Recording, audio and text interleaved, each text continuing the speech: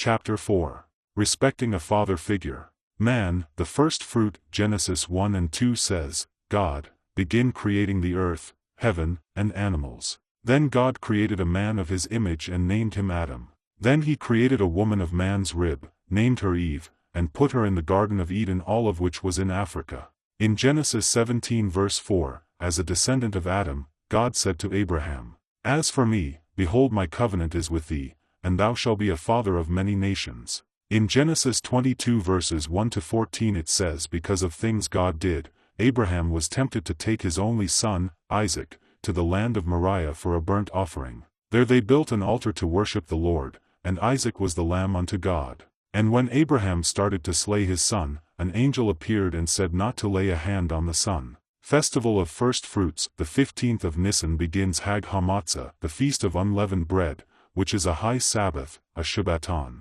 Leviticus 23 verses 10 to 11, and it is a 7-day feast to the Lord. The day following the Sabbath during Passover is called the Feast of First Fruits. Israel's firstborn of both beast and man were sanctified, made heavenly, and presented unto the Lord. The lands that God had given them as an inheritance he took first fruits at the altar. They were to keep a feast 3 times a year of unleavened bread, and 3 times a year the males would appear before the Lord. And thereafter, they all would fall on their knees to worship the Lord and rejoice for all the things he had given them. Festival ceremonies observance was carried out systematically. When standing ripe harvest of barley and wheat was ready to reap, a celebrant would take one sheaf of standing harvest and bring it to the priest. The lone sheaf was called the sheaf of the first fruits. The priest would then take the sheaf and wave it before the Lord in his house. This was to be done the day after Sabbath. The priest would wave the sheaf to be accepted upon the firstborn's behalf. Prescribed offerings were also presented, and many other things on earth were presented before the Lord as first fruits. In both Exodus and Numbers God spoke to Moses about what to tell the children of Israel once they received land. He said when they started to reap the harvest, they were to bring a sheaf of first fruits to the priest. The children were an example of how God harvests people for eternal life in his kingdom, since he only wanted labor of first fruits from lands of the inheritances they possessed. The blood and fat of their sacrifices he didn't want, and it was to remain until morning. Festival of First Fruits, Resurrection and Salvation. The theme of this festival of first fruits was resurrection and salvation. On this day, saints rise out of graves where they sleep. Though Al-Hakim Allah ascended on high, he continually gives gifts to those who rise from the dead, to become the first fruit of those who are asleep. You normally seek first the kingdom of God. Since the beginning of time, God has followed a systematic plan that is symbolized by his holy days. He offers all humanity eternal life with resurrection and salvation in his kingdom. This is how the Spirit of the Father saves and works throughout your life. And that is if you allow him. An example of harvesting. In Leviticus 26 verses 3 to 5 God promised blessings over Israel if they met 3 certain conditions. He said their lands would increase, increasing workflow between seasons of sowing, threshing, and vintage. And he would protect them from their enemies. The conditions were: 1. Walk in my statutes. 2. Keep my commandments. 3. Do them. During the sowing season, they scatter seeds throughout the field for propagation. Harvest begins in spring between February and March, and stages continue into autumn. The Passover is celebrated in March and April between the 14th and 21st. During the threshing season, the harvest is ready to be reaped. Remarkably, they either picked or pulled the harvest by the roots, while the grains were beaten out with a stick. Vintage begins between August and September, and during the vintage season, they gather vine crops to produce wine. The agricultural year begins in autumn with plowing and sowing. And sowing season in Israel starts in October and lasts until the end of February. Back then, bathing and eating late were reasons to hold resentment toward parents. Natural foods were of free abundance, and people believed the harvest flowed like milk and honey. Since the feast was prepared after harvest was brought to the altar, a fruitful person was an owner or worker in a garden. Bible study and prayer were done in secret, and no one believed the Bible was propaganda or the gospel was watered down. People believed if their thoughts were in vain that they would suffer a consequence. The poor were tortured for taking a stand against local authorities, and they were oppressed. People didn't quarrel about things that wouldn't get them ahead in life. Nowadays Gentiles believe there are no prophecies, and human beings are incapable of being godly. Very few people replace processed foods for a harvest and won't visit a church unless you tell them a feast will be prepared. This explains why many people confuse the work of God's ministry as enemy warfare when processed foods bring out the cowardice in mankind. All this to say, a harvest brings people together whether it is the holidays or not, and a bigger harvest is always needed. For more information on communion with God and first fruits, read Exodus, Leviticus, and Numbers 28, 29, 20, 31. Understanding the Spirit of God through Kings. Hezekiah, Ezekias, was a leader who formed the one God belief for a greater impact, and for this reason, he believed it wasn't necessary to worship other idols or kings. Al-Hakim Allah was born, to be a living sacrifice as a king for mankind. Both David and Al-Hakim Allah had exhibited godly characters more so than their prior generation.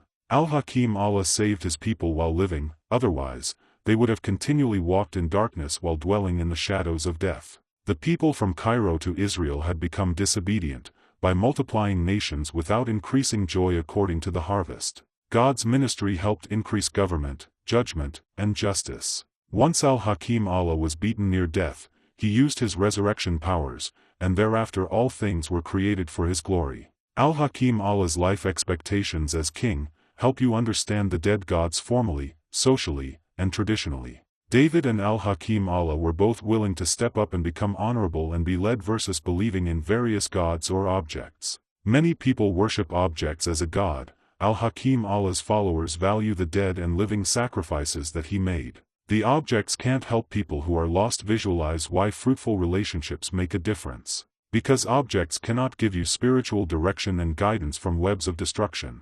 Objects don't help to acknowledge living sacrifices over sinful sacrifices. Because an object can't acknowledge evil from righteousness, and an object can't tell you how to deal with an enemy that torments you daily. Simply put, an actual God who has shared our struggles is the only way to acknowledge living sacrifices. When you discredit creatures for creation, you discredit the first humans, which were Africans. God intends for humans to become creators, and he wouldn't use the derivation of animals to label mankind as ungodly. Biblical knowledge is a form of vows relating to generations of humanity. It is a promise to keep the commandments. It reveals how assurances in God can strengthen bonds of communication through love and faith, grace, and obedience. It was formed for ancient gods to control the population. All these were reasons why the Bible was written and many more. Ancient gods wanted to look out for future generations' well-being, so we could avoid making the huge mistakes that they had made. Most men's fears of the world are cares of heart. And once a man doesn't acknowledge the inner spirit of a father living in him as a righteous sense of direction, he won't acknowledge God or put faith in him, to be a witness of Al-Hakim Allah's experiences. When you continually lust for multiple relations with selfless pride, eventually, you will become too venomous and love it more than God as a father figure. His love came at a cost, and players' disbelief in his ministry today is risking the foundation on which it stands. Economic recessions generally involve a breakdown of disbelief in the government of judgment and justice, and it leaves more individuals dwelling in darkness, shadows of death. But typically, once a man has no faith in a reward for doing good or punishment for doing evil, there is no reason to be human. They become willing to only express the evil that they have in their heart. And this proves their non-devotion to God. Preaching the gospel isn't the only way to glorify our Father in heaven. But you should not become a minister for God if you aren't willing to put aside differences with all of humankind. Al-Hakim Allah's knowledge as the Father, the Son, and the Holy Spirit still live in many individuals today. You can look to him for direction and guidance, to form fruitful relationships around you. And you can become fruitful in every righteous good work while increasing knowledge through him. His ministry is to reach the lost, and this does involve man and womankind coming together to put aside their differences, and to give him the glory for creations. How does the Spirit work in your heart? The Spirit starts full of love, forming gentle, humble, and patient self-worth. It remains dominant with certain personality types. The Spirit mediates between the body's feelings and thoughts, and the purpose of a person's life plays a key role in how their thoughts are manifested. Whatever comes from the heart prompts an action. If it's a true strategy, it will reveal exalted feelings. If it's a false strategy, it will reveal depressive feelings. The exalted spirit forms high confidence, while the depressive spirit forms lower confidence. When people feel exalted, they become ambitious and brave. And when people feel depressed, they become cowardly or threatening. When you are confident, it reveals a reliable and trustworthy person, and they use righteous willpower to succeed. And when you lack confidence, it reveals an unreliable and untrustworthy person, and they use unrighteous willpower to succeed. Acknowledging the Spirit of God means wanting mercy over your life, although it is considered an idol to like or trust in God. Prideful individuals desire self-respect while being opinionated. So, avoid being opinionated unless you are getting paid to give opinions. 2 plans of action can be taken with the care of the heart. The transformation from false strategies to true strategies involves liking the direction in which it is headed. To like something, you need to know more about it. And to love something, you need to evaluate whether it's worth the attention and love. If you determine that it is worth the time, you submit to it, to evaluate better strategies and to become more exalted by it. And if you determine that it isn't worth the time, you depart from it and completely forget about it. Traditional sense of relationships. Initially, they are relationships that include a proposal, engagement, and then marriage vows. Traditions are passed down from generation to generation, and basically, they are common methods used for forming lifestyles that help form emotional bonds. Marriage is obsolete during the resurrection. As we consider the principles of the resurrection: 1. We will neither marry nor be given in marriage. 2. We must become worthy to obtain this status. 3. We will not die anymore. 4. We will become equal to the angels. 5. We will become the children of God. The word worthy is the Greek translation eligible definition, suitable, worthy of, qualified, meeting the stipulated requirements, as to participate, compete, or work, qualified. The word obtain in the Greek translation acquire definition, buy, purchase, obtain, attain, to gain for oneself, through one's actions or efforts. It is like the word seek to refer to first the kingdom of God. The word equal in the Greek translation of identical definition, exactly alike, same, equal in every respect, interchangeable. Al-Hakim Allah would need angels to become like about His image. As we consider the conditions of the resurrection: 1. You are to become dead to sin and your sinful nature. 2. You are to acknowledge the Scripture and the power of God. 3. You are not to give to others your flesh for the use of unrighteousness. 4. Sin should not have domination over your life. 5. You are under the law under grace. The word mortal is the Greek definition, a human being that is subject to death. The word lusts is the Greek definition, sexual desire, strong desire, intense craving, to have an obsessive sexual desire. The word instruments is the Greek definition of financial securities, tools used for a specific kind of work. The word dominion is the Greek definition, rule, sovereignty, mastery, or control. What is an eternal relationship? One can acknowledge who would make a great leader and can base success on God's standards. One can acknowledge one another's feelings daily while acknowledging love requires forgiveness and forgiving involves love. One enables fruitful concepts and helps fulfill a destiny with grace and truth. One is honorable where both can embrace politeness, while exercising faith with dignity and grace. One both can celebrate things overcome by acknowledging, living sacrifices made. One allows both to smile. One is manageable and doesn't fall apart with fear of struggles, where both can give God glory for all things. When you seek, you shall find it. Otherwise, you get an unfruitful relationship every time. The commitments of vows help strengthen bonds with God and the people. The commitments represent promises that bring assurance of love in faith, grace, and obedience. To ensure love in faith, grace with obedience exercise righteous good works, and acknowledge how the Spirit of God works in and throughout your life with forgiveness. If you are in a relationship with the Heavenly Spirit of God, your relationship won't go on a bumpy ride, and your faith and works will be appreciated. Some Drutiles fully believe earthly people who have a love for fleshly desires cannot approach afterlife heaven though it doesn't exist. While no one has control over who goes to heaven or hell but God, it is possible to experience heaven on earth while claiming angel status. It doesn't mean a man and woman won't need to marry. Marriage is still respected in our society today, as a belief in a man's and woman's flesh joined together as one. To find a spouse live by the word of God, and for the spouse to remain an eternal mate, pray to God, asking Him to make the connection last a lifetime. It will give you something to look forward to, so you don't take the relationship for granted. Therefore, you can complete any mission He sends you on. Monogamous marriage.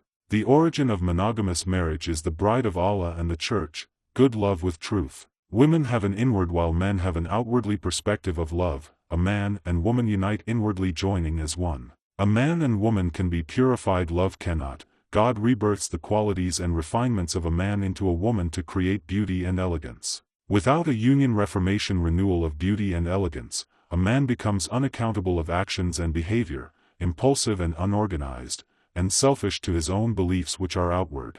When a man unites with his beauty and elegance in a wife, he becomes accountable for actions and behavior, less impulsive and organized, humble and wise to his beliefs which is inward. Intercourse can be richer after a couple joins inwardly, also love and hurt can transfer deeper as a spiritual couple. Monogamous marriage is more favorable for a child's environment, it is more likely to remain a peaceful harmony. Only those who have spiritual love for marriage endure forever. God made man a tiller of the ground in the Garden of Eden. This was Adam a suitable worker, companion. Genesis 2 verse 8. In other terms, it refers to a gardener. A tiller of the ground, aka worker, is a conforming man with bridled thoughts, not controlled by emotions. His heart is cleansed free. He acknowledges whatever is put in the heart will come out. The heart, mind, and mouth are parts of the architect. These parts help bring forth fruits of the Spirit. They help design the call, direction, and structure God has for him. A tiller of the ground has qualities and refinements to empower his wife and others. All the good of his inner strength comes from his father, also his qualities and refinements come from his mother. A tiller of the ground man acknowledges how to work with his wife by leading and guiding. He acknowledges the art of doing so. He is a leader of men in his circle of friends. He acknowledges the art of doing so. He perceives becoming a tiller of the ground for his wife to exercise his masculine side. He acknowledges natural foods are a must in their family structure. He will not allow his wife to wallow in the funk of depression.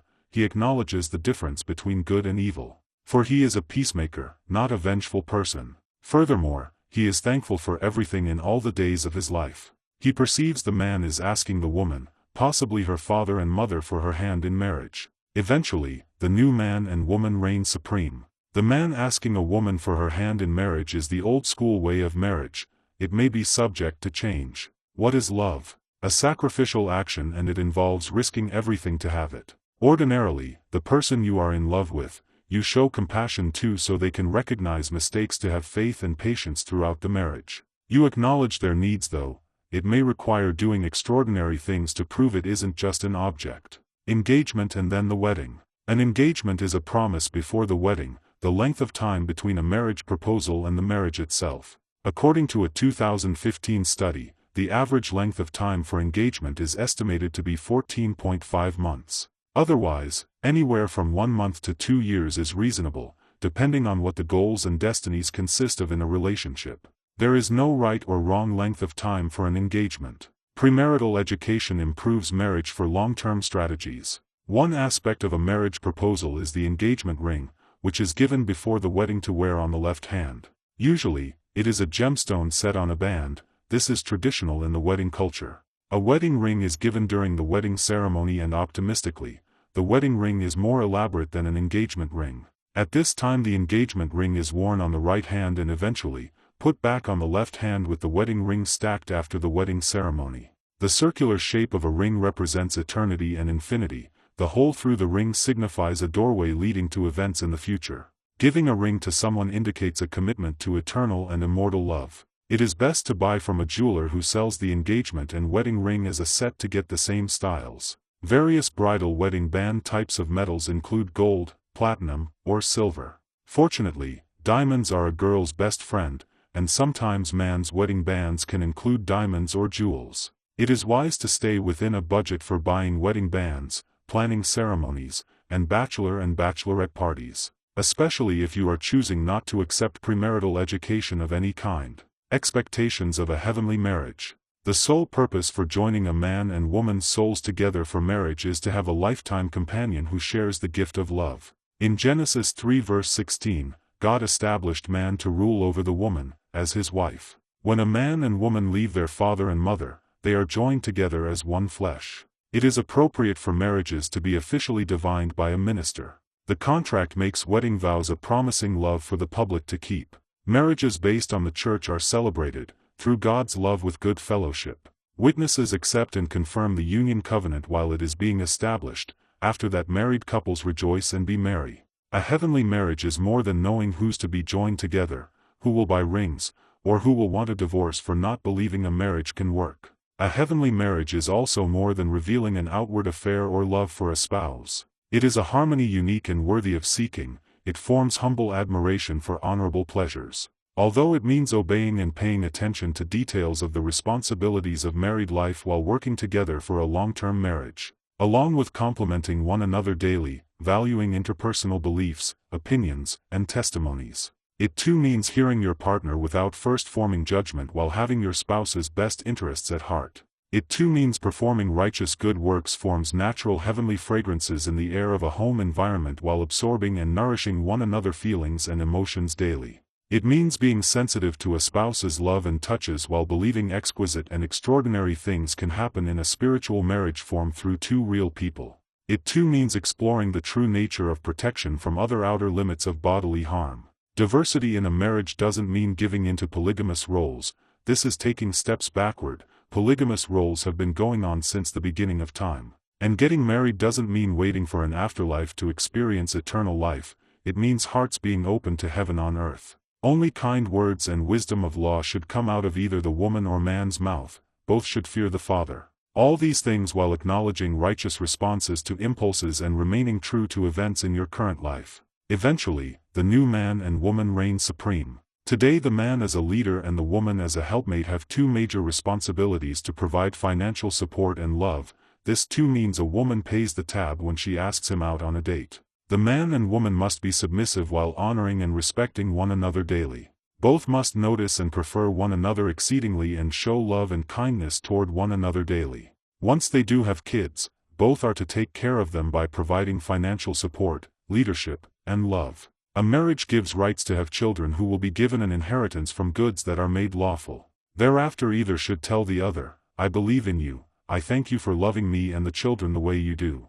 When you marry you get more support from family, friends, and the community. Women need to acknowledge being the weaker vessel and let men dominate in marriages. Though women show anger and bitter emotions more than sensitive ones, they must show compassion toward their husbands daily. This is to impact the relationship for a long-term marriage. Without seeking correction, a man tends to lack confidence he can become a better man, and condemning him is only for the corrector above. Couples can overcome challenges together. You don't need to call one another out on every issue. Fix issues together, other issues just let them go. Married couples thereafter love each other in body and spirit inwardly throughout eternity. Below has been translated. Strong and weaker vessel. The husbandman is to dwell with his wife according to knowledge, giving her honor. She is to be a weaker vessel, incorruptible in the sight of God at a good price. The man's manner is renewed with the grace of life to a meek and quiet spirit, a hidden man of the heart, not outwardly troubled with fear.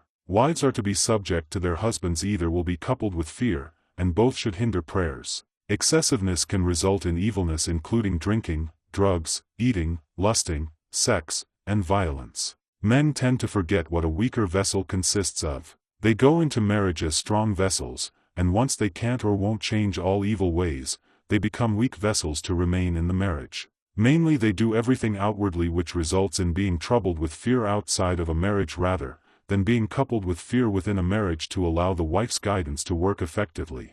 Being open to the public's eyes, there is no limit on how far an extent or intent will go. When a man does things inwardly, he doesn't expose his extent and intent before the public. He acknowledges changing all his evil ways to become a stronger vessel. Marriage relationship. A long-term relationship ought to be built on the spiritual marriage according to the church, formally, socially, and traditionally. This is to form rational concepts that are well thought out and to value each other's strengths for heavenly and eternal things, and to find comfort in one another while measuring righteous acceptability, accountability, possibilities, and responsibilities, while repairing debt obligations and other relationships that are of great importance. Support one another, and don't make hasty decisions without confirming mutual agreements. Married couples are to exercise patience during long sufferings and continually keep a loving, joyful, and peaceful environment. Give to a charity in time of need, but not with your last. And most importantly, respect others' privacy and people of authority. Growing in a marriage. Couples who marry focus on continual married love. Eternity is in the one love that has joined together. Continual love in the husband and wife along with wisdom endures forever. During the growth process, couples enter the blessings of marriage stages, it's stored in their souls. Though the joining of souls and minds together means they are no longer two but one flesh. The bond helps grow a friendship with love. Friendship before love meditates between the engagements and vows to form steadfast love. Steadfast love creates married love, and that love creates friendship.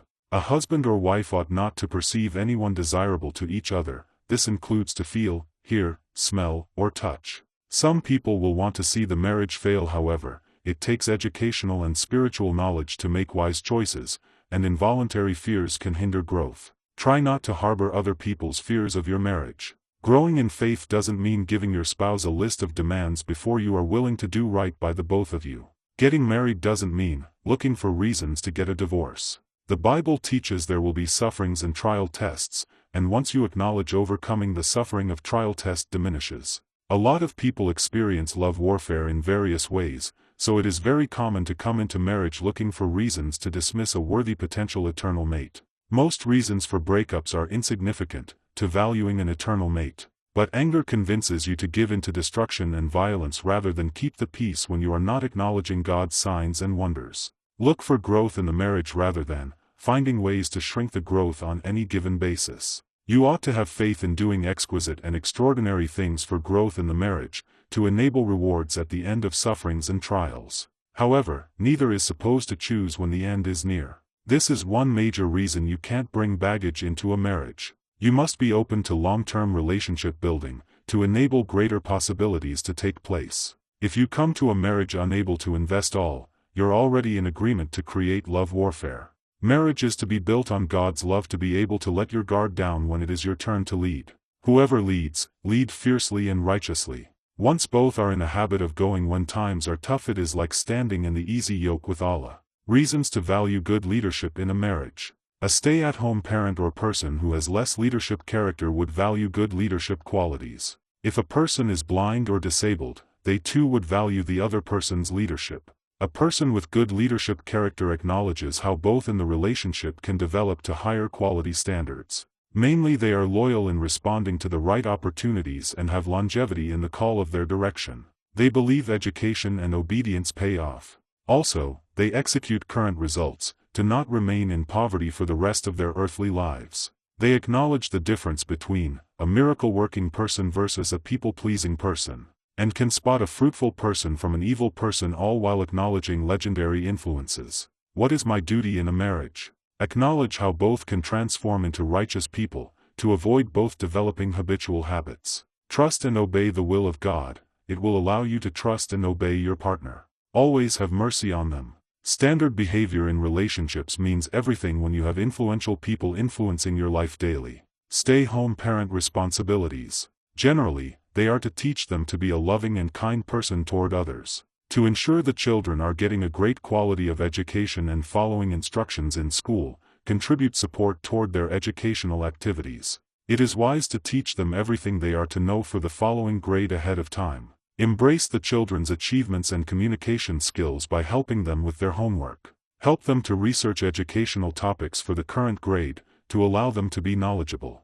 Educational academics, athletic, classroom, or course of study work that includes homework requirements for activities, development, materials, practice, projects, research, etc. Buying books for them or taking them to the local library to read will execute current results. Encourage growth and development for nutritional guidance by making sure they're eating natural foods. Set goals, keep them and remain focused. What does having supportive parents mean for kids? Once a man doesn't want anything to do with one or more of his biological children, it is classified as a form of abandonment, just as it is for a woman. When parents accept their biological children and give them guidance and support, they don't have to seek love from outside adults or school teachers. It is when parents take time to give them a sense of respect toward authority, they can feel comfort, compassion, empowerment, happiness, hope, joy, love, and peace toward their parents. It would also allow them to value embracing inner strength and allow them to be accountable for actions with self-awareness.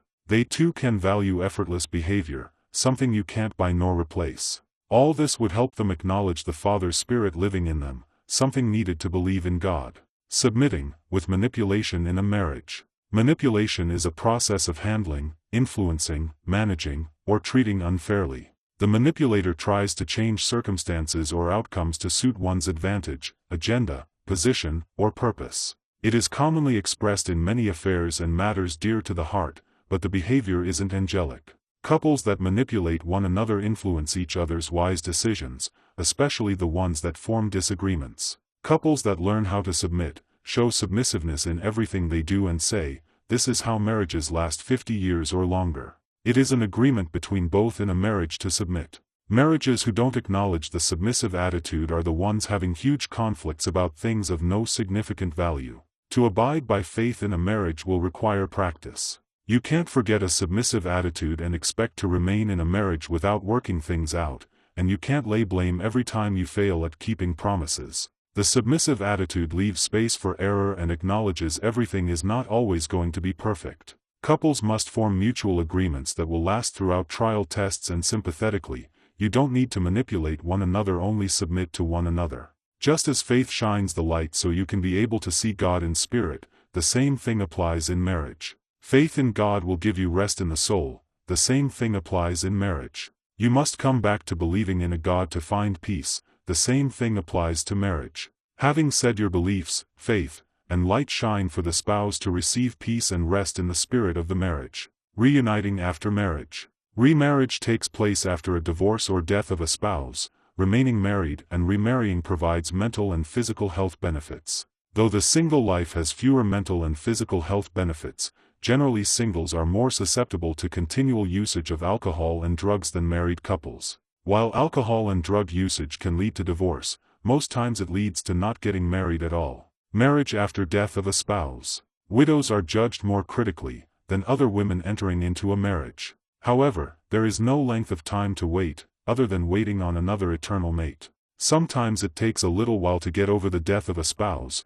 This happens when you want to remain loyal to them. They may be still dear to the heart, and you would rather continue honoring and respecting their concerns. The ex-spouse will always have a place in your heart. It is wise to acknowledge the loyalty you expressed while they were living. And after that, you don't have to feel you have let them down once you do move on. When you are open to the cares of the world again and challenges, it will happen. At that time, you will be excited about experiencing appropriate feelings that will expand to love for the new marriage partner. It is then the new partner will be worth the determination, effort, and time that too will require patience. Untraditional sense of relationships. They are relationships that don't include an engagement or proposal, of which the methods are classified as unfavorable or untraditional. Unfavorable means the methods didn't form healthy emotional bonds and may have been destructive. Untraditional means the methods weren't passed down from the prior generation, or they are dishonorable or new. Why aren't some men committing? Too many men are being taken advantage of at an early age, and men rarely get to tell their stories. As a result, too many men are pulling trains on young ladies, avoiding the opportunity of getting to know the young ladies on a personal and spiritual level. Too many men are abandoning their women after having created a child inside of them, or thereafter the baby is born. And those men tend to perceive being a father as a stolen choice instead of an asset or privilege. Often this behavior is to avoid any obligations of taking care of the child, and this form of abandonment has been on the rise. There are three spiritual characters that fewer men embody after that: being caring, fruitful, and loving before intimacy with the eternal mate. Men who are taught their self-worth are to be formed with ethical values and acknowledge those characteristics. But men who are taken advantage of aren't taught their self-worth means more to embody an angelic personification through ethical values. These are major reasons why men lack respect for mother figures and women. Why do couples become impatient before marriage? They may be unwilling to engage in face-to-face matters as a leader or team player, by being visualized as a couple, respected as a couple, taking a stand as a couple, and believing as a couple. All can hinder growth, and to stand as a couple, you ought to know what you stand for first as an individual. Communication skills, core values, family values, and stressful situations such as child support, paying bills, or repaying debt obligations are responsibilities that come with being an adult. When either the relationship hinders prayers, holding in those suppressed emotions can create chaos. And when couples avoid commitment, the relationship can go for a bumpy ride. A partner may cause violence for aggressive sexual tendencies, alcohol, drugs, or even validation of being right. Although vows state till death does your part and for better or worse. It seems many couples are agreeing to the worst part when either partner doesn't allow the other partner to excel in life. Or couples are agreeing to the death part when either partner kills the other partner for another lover or an insurance policy. Some people in upscale communities believe it is easier to explain the death of a spouse than divorce. These are selfish expressions and criminally insane thoughts, but not enough couples are taking it all in from the beginning or leaving room for error, self-destruction or denial. It is the voluntary destruction of something by itself, a counterproductive and self-defeating habit formation, of which a person denies oneself happiness but instead causes pain, deliberately or inadvertently. Self-destruction is an umbrella term for a variety of self-damaging patterns, from doing things that lead to failure, habitual tendencies, or even recklessness. As with the opposite trait of greed, self-destruction represents dysfunction in a person's fundamental relationship with life. A person with greed fears that something vital is lacking or missing from life, therefore they constantly desire to have more. A person with self-destruction, in contrast, feels that something fundamentally bad or toxic is consuming their life, and desires to keep this under strict control. And an anxious young person may feel there is something about them that attracts, deserves, or provokes this type of treatment, and why else would such things happen? In relationships, they may even develop the same thoughts, of why they keep attracting the same types of people. Those are expressions of one or more traumatic experiences. With self-denial there is a splitting of the personality that feels this thing in me is to be ignored and suppressed by any means possible, and to whatever cost. The person feels that their very being must be kept under strict control. The urge to self-destruct doesn't necessarily involve literal or physical behavior. Self-destructive behaviors can be acute, mild, or severe. Widespread forms of self-destructive behaviors can include alcohol abuse, compulsive gambling, drug abuse, eating disorders, or even sexual addiction. How can players change the self-destruct? Players must allow God to be the leader in every part of their life, to overcome obstacles. This includes the heart, mind, and soul. God appoints those seeking the atonement for their sins, to enjoy His salvation, not to endure His wrath. They must acknowledge the webs of destruction they place on others with a rebellious and sinful nature. They don't have to feel a sense of superiority over others, without applying the entire biblical knowledge in their lives. The privilege of superiority comes with a responsibility to remain fruitful to God and in a relationship. No one wants to be surrounded by destruction and violence. If players want to become the first fruit in a woman's life, they ought to acknowledge a change of heart about God, themselves, and the higher righteousness is needed. Why do players get perceived as spiritually bankrupt? With players embodying multiple relations with selfless pride, they are not using their willpower to become righteous. It appears they are serving this behavior. Whatever you serve is where your heart manifests. When you are spiritually bankrupt, you will serve anything. Embodying spirituality requires growth and effort, and it is a free will choice to trust in God. Why is the right man or woman not justified as being genuine? Ordinarily, most seekers think they will find the right person. But once the right person surfaces, then you rationalize about their existence in your life. Either they have different core values, religious beliefs, or family traditions, of which can result in the other partner showing less compassion and enthusiasm. It can be difficult in a relationship when a partner isn't as passionate about matters dear to the heart and avoids being genuine. In a relationship, sharing opinions is a common denominator of the beliefs and values, especially when it means everything. Because experiencing each other's culture can help develop common or similar beliefs and values that a couple can take a stand for. Sharing requires putting the unlikable differences together to compare notes and thereafter measuring the success by God's standards. But generally, we desire validation from strangers first. When these are individuals we don't know. If this is the case, before things go wrong, take a step back to acknowledge the misunderstandings. In a marriage, getting outside validation doesn't leave much room for politeness or submission. And you must be genuine with yourself to value clear advice rather than validation. Formally, it is best to join a church community, with individuals who can give you clear advice. When you don't value a righteous sinner's clear advice, you will value an unrighteous sinner's validation for the cares of the heart.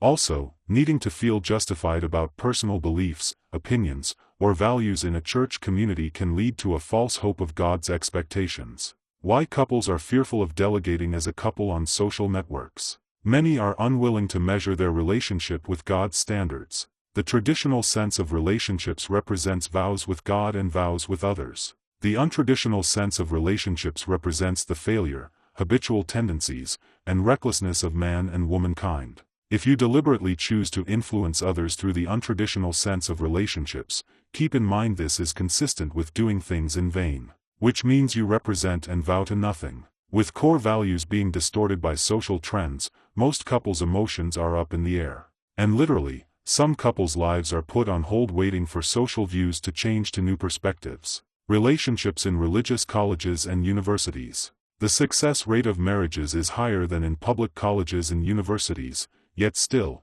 there are players and playgirls on the down low. Players at religious colleges may take advantage of a woman, just like any other college or university, but it doesn't happen as often. While attending a Southern church, here in Oklahoma, that had a religious school organization, I noticed some women had been forced to attend the religious school, after already becoming a stripper or whore. Which meant, they had already slept with several men. This didn't stop the women from finding a husband-man, however, some students were leaving the religious school without an eternal mate, both males and females. Some students didn't marry the first person they dated. Often it took them dating 2 to 3 individuals before finding an eternal mate. Formally they married, then the female got pregnant, or informally the female got pregnant and then they married.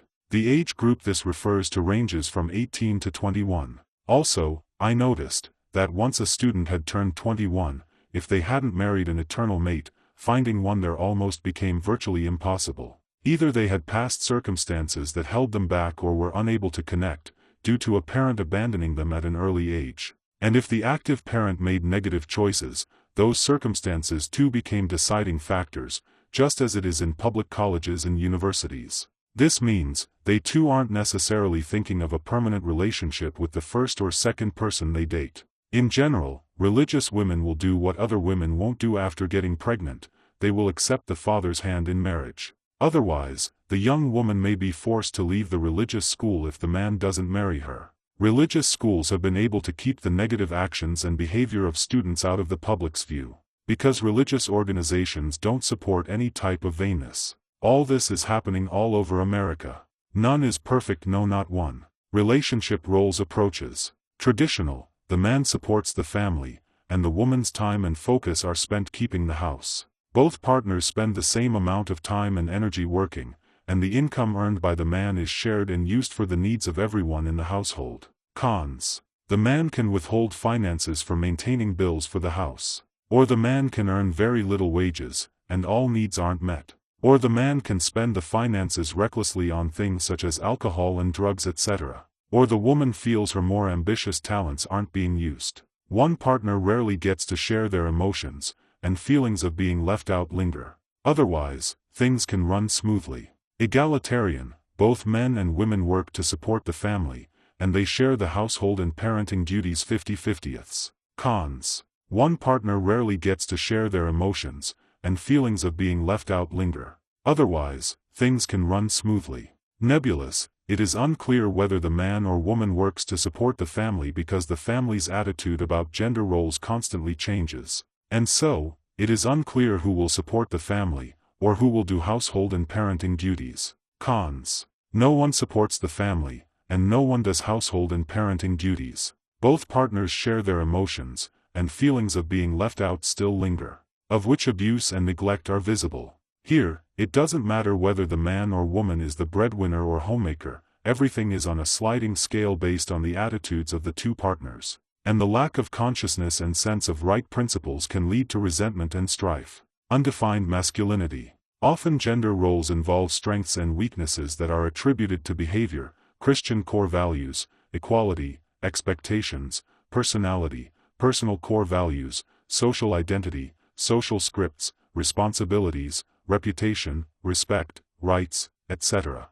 Gender roles are used to refer to traditional model roles such as manliness and womanish charm, beauty and handsome, etc. Whereas the man worked outside the house to earn money to support the family, the woman cleaned and took care of the kids, for the house to run smoothly. Nowadays there are 3 relationship approaches such as traditional, egalitarian, and nebulous. According to recent studies, traditional and egalitarian gender role approaches seem to satisfy most couples who live very structured lives, and the nebulous approach seems to be stressful for one or both partners. Rebellious youth believe since there are 3 relationship options, they don't have to follow the traditional model. Nor do I have to respect my father or mother in my appearance and behavior. This generation is changing the way you perceive femininity or masculinity through conditions of gender roles. Now masculine doesn't just mean, respect me, I'm a man. It means I want to express the new essence of masculinity without giving up all my traditional gender roles. Some men acknowledge being a high-maintenance male, without acknowledging it means embodying masculinity. It still involves feeling handsome, dressing like a male, and walking masculine. Still, a masculine man has boldness and strength. They use their mannish charm rather than cowardice, indecisiveness, and evasiveness. And still, the masculine man is also macho. Conclusion. Some people value the change of traditional gender roles, to share household and work duties and obligations. Other people rebel against the traditional sense of relationships to meditate on alcohol, drugs, or sex to avoid facing fears. And after a while, it becomes too difficult to visualize themselves in natural light. You won't change what you won't acknowledge. Just using the quote, "Let the chips fall where they may," doesn't show guidance and support as an adult when you do have kids. It is possible to share gender roles without abandoning all traditional roles, and it is possible to plan strategies by making strategic moves while facing fears. We develop our relationship expectations based on earning potential, logistics, personal values, and personality.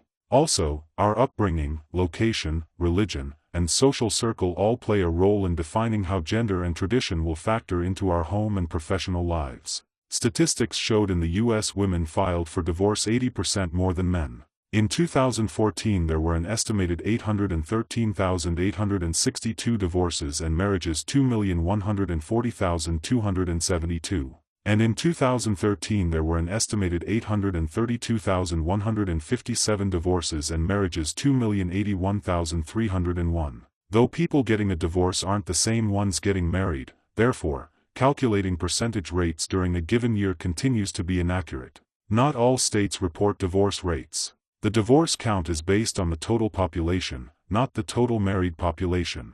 The average marriage lasts in the U.S. for about 8 years or less. Before 2001 statistics showed economic downs prompted some couples to remain together. Furthermore, divorce and marriage rates were lower with economic downs. In the South, younger couples marry for the first time, due to the average lower household income, and there was no competition. In America, divorce rates were lower in blue states and higher in red states, and it came down to family values in blue states. Statistics showed states that had more Catholics and Lutherans were the states with lower divorce rates, which were Midwest and Northeastern states. Also, states where there are fewer Roman Catholics, younger couples marry more. People who had been married before were more likely to get a divorce. Couples who have been married 35 years or more are less likely not to get a divorce. The common domestic disputes were chores, in-laws, quality time, sex, and money. Couples were at an increased risk of divorce who disagreed over money. Statistics showed highly educated people marry at a later age while living with a partner unmarried.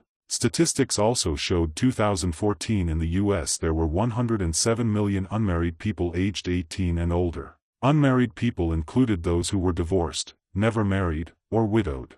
The never married groupings made up 63%, divorced 24%, and widowed 13%. Of this statistic, women made up 53% and men 47%. The failed marriages and relationships made up the landscape of single women raising fatherless children. And divorce wasn't the overall reason more kids were suffering in calamity. Lack of educational and negative behavior played major factors, resulting in homelessness, incarceration, juvenile delinquency, rapes, runaways, substance abuse, and teen pregnancy. Divorcees, Deuteronomy 24 verses 1-4, it says, "When a man hath taken a wife, and marry her, and it comes to pass that she finds no favor in his eyes because he hath found some uncleanness in her, then let him write her a bill of divorcement, and give it in her hand, and send her out of his house." It says she can marry another man. If he divorces her, the former husband cannot marry her again. She is defiled. When a woman is willing to give a man a divorce,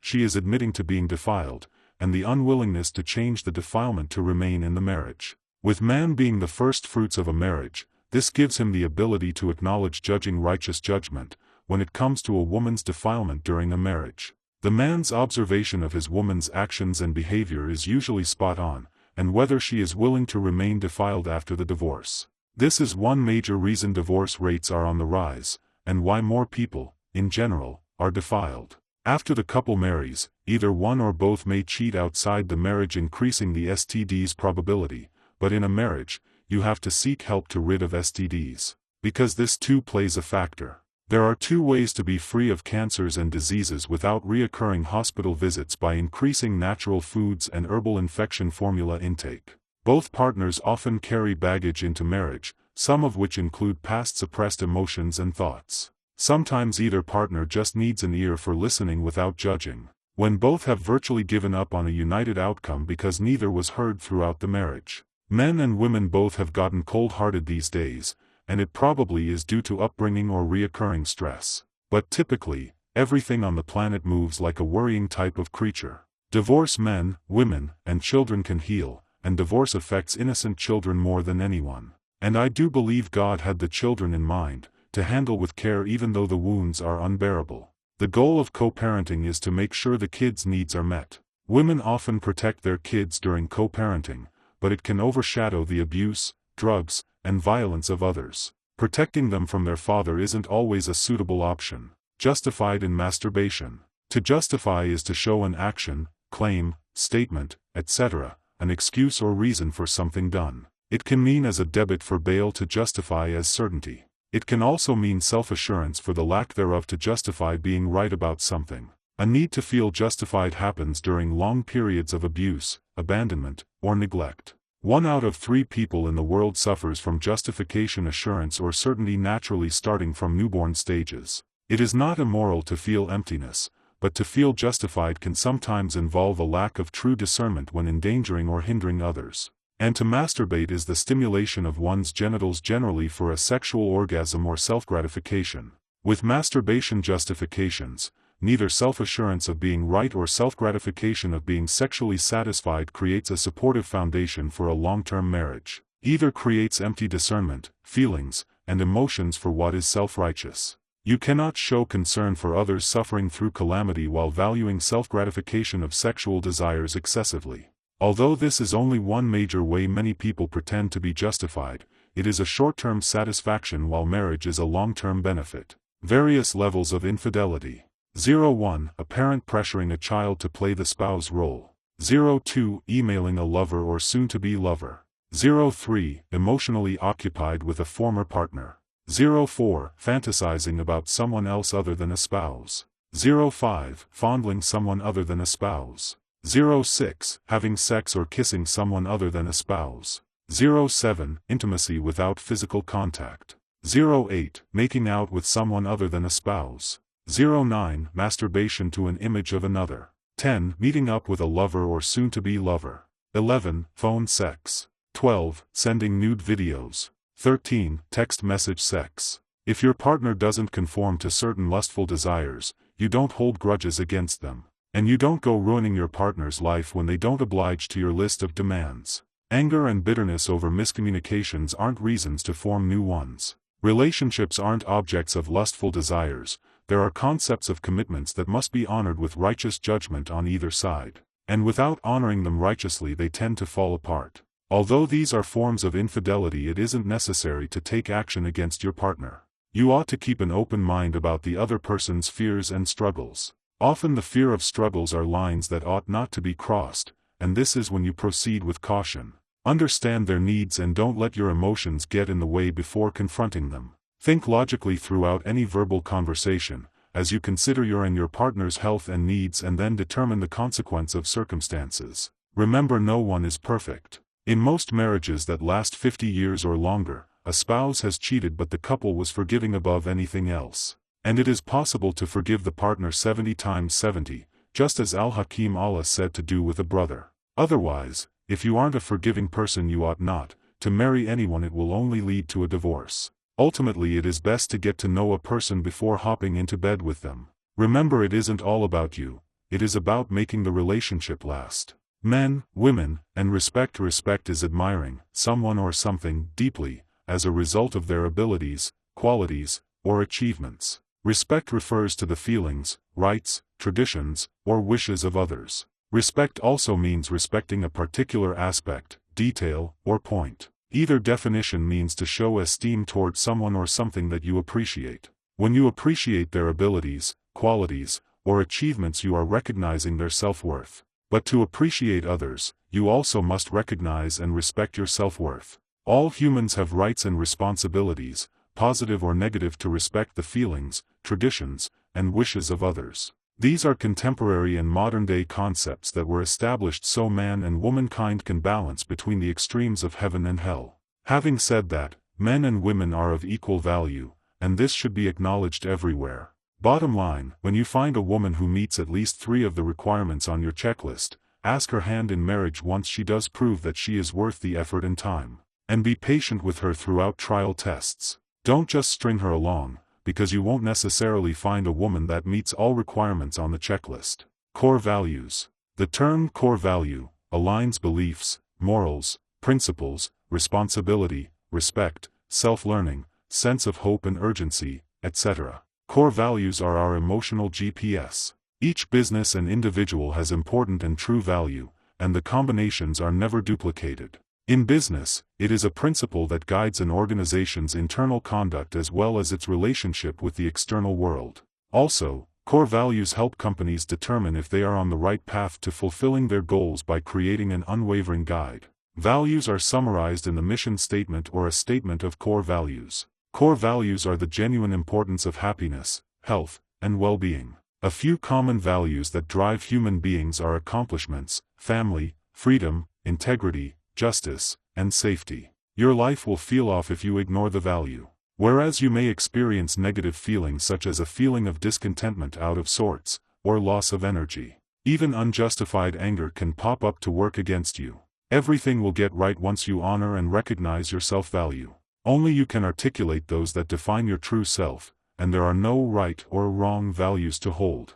Defining, honoring, and using our values is about giving ourselves choices and opportunities to feel good about life and ourselves. We find peace by honoring our own and respecting those held by others. Core values list: authenticity, achievement, adventure; authority, autonomy, balance; beauty, boldness, compassion; challenge, citizenship, community; competency, contribution, creativity; curiosity, determination, fairness; faith, fame, friendships; fun, growth, happiness; honesty, humor, influence; inner harmony, justice, kindness; knowledge, leadership, learning; love, loyalty, meaningful work; openness, optimism, peace; pleasure, poise, popularity; recognition, religion, reputation; respect, responsibility, security; self-respect, service, spirituality; stability, success, status; trustworthiness, wealth, wisdom.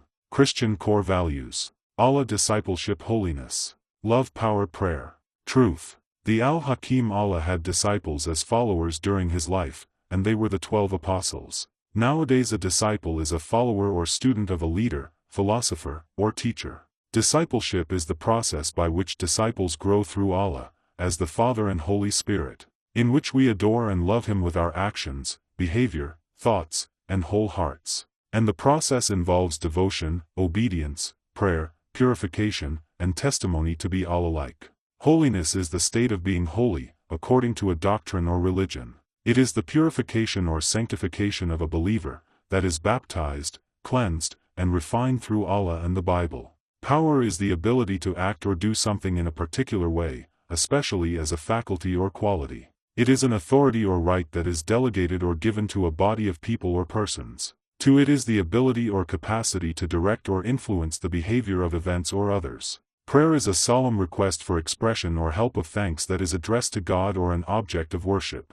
It is a religious service, especially a regular one, at which people gather to pray together. To it is an earnest hope or wish. Truth is the quality or state of being true, truthful, and trustworthy.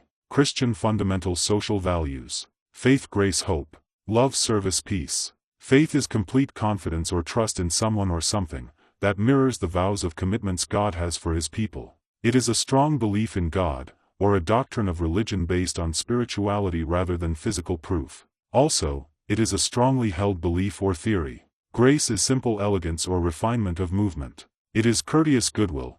It is giving credit or honor to someone or something by one's presence. 2. It is an official period allowed for payment of the sum, which is due for compliance with condition or law, especially an extended period granted as a special favor. God's grace comes before our faith, and to reconcile mankind to himself is the grace that comes before our faith. Also, grace comes before good works. Hope is a feeling of desire and expectation for a certain thing to happen. It is a feeling of trust. 2. It is when you want something to happen or be the case.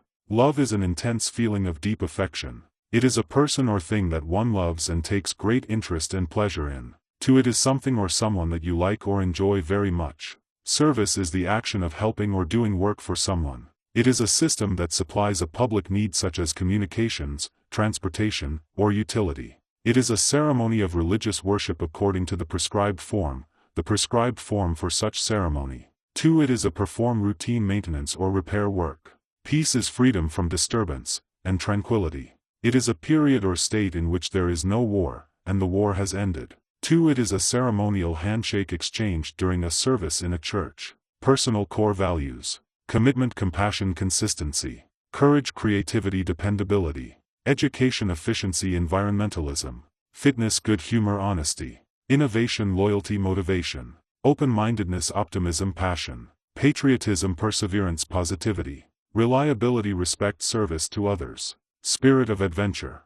Ethics or moral philosophy. Either is a branch of philosophy that systematizes concepts of right and wrong conduct. Of the systematic concepts, the field of aesthetics and ethics are used to determine the validity of value, to comprise the branch of philosophy called axiology. Ethics is a disciplinary term that identifies just and unjust practices about moral duty. The standards uphold obligations to prevent and stop crime, and the system addresses human morality. Human morality is the consciousness and sense of right principles that define life's operative dynamics. When a human being ignores the moral demands and responsibility of life, it implies such has fallen below the human profile with existing as a whole. This will affect the individual negatively in all areas. And since human morality defines life's operative dynamics, your consciousness and sense data stores of right principles determine your core, personal, or self-value. 3 areas of study within ethics: applied ethics, concerning what a person is obligated, or permitted, to do in a specific situation or a particular domain of action. Metaethics, concerning the theoretical meaning and reference of moral propositions, and how their truth values, if any, can be determined. Normative ethics, concerning the practical means of determining a moral course of action. Definition. Aesthetics, a set of principles concerned with the nature and appreciation of beauty, especially in art. Just, based on our behavior according to what is morally fair and right. Unjust, not based on or behaving according to what is morally fair or right. Morality, principles concerning the distinction between right and wrong or good and bad behavior. The fundamental differences between ethics and value. Ethics is a system of moral principles for conduct that addresses morality and helps to determine what is morally correct or incorrect in given situations. The value defines ideals and principles, which help us to make decisions about what is important in our lives. Values are the stimuli of our thinking and influence the emotional state of mind by acting as a motivator. Ethics are consistent, and values are different for each person.